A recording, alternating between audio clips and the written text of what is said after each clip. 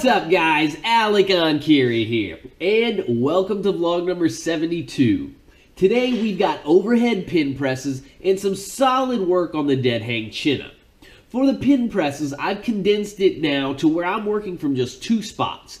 Just off the shoulders, which is where I do most of the work from, and then after that I've been knocking out a couple extra sets from forehead height. For this session, I was working with 165 pounds, and just like with all my other overhead press variations, I've been taking my time with the progression here. When I do increase the weight, it's only by 2.5 pounds. However, I'm only increasing the weight once a month on this particular session. My primary focus is on increasing the weight during my heavy press days, where I'm focusing on heavy, straight set triples. So this session, while it's still pretty heavy for me, is secondary to that. And that means I can spend more time at each weight and focus on building up the reps instead. So what I've been doing is spending 3 weeks at the same weight. Week 1, I knock out triples. Week 2 is 4s. Week 3 is 5s. And then finally on the 4th week, I make the jump up in weight. I am enjoying this exercise. It's fun overall, and I can certainly see it having value in and of itself as a raw strength builder.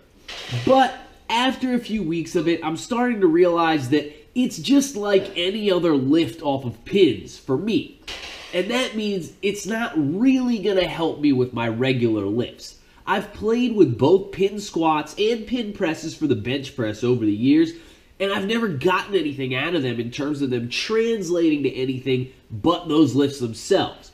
They build brute strength, sure, but for whatever reason, at least for me, the mechanics of lifting the bar off the pins just become too far removed from the mechanics of lifting the bar during a normal movement pattern. And so the carryover just isn't there. So all that to say, I probably won't continue with the pin presses at the end of this upper body training block. Still got a ways to go before that happens, but just fair warning. I'm thinking that when this cycle culminates, I'm going to be making a few pretty big changes to the way my upper body work is structured. I haven't push pressed since I matched my PR of 250 pounds in like June, I think it was. So it might be time to put some emphasis back onto that so I can continue working towards my ultimate goal there of 300 pounds. I'll also probably move the strict press work down a notch into just a maintenance phase during that time period. But my plan for that will be to start working in some moderately heavy cluster reps so that I can become accustomed to doing singles again. That way, once I cut out the push pressing in the block of training that follows, I'll be able to re-emphasize the strict press and I'll be primed and ready to work in some heavy singles again. We're talking months from now before all this comes to fruition. However, I like to plan ahead. And my pressing strength has already increased significantly from the summer, where my best session was 10 EMOM singles with 180 pounds. And once we start approaching the second quarter of 2019, I should be back to those heavy EMOM singles on the strict press, and I should be crushing my former PRs. Just gotta be patient and keep the wheels churning.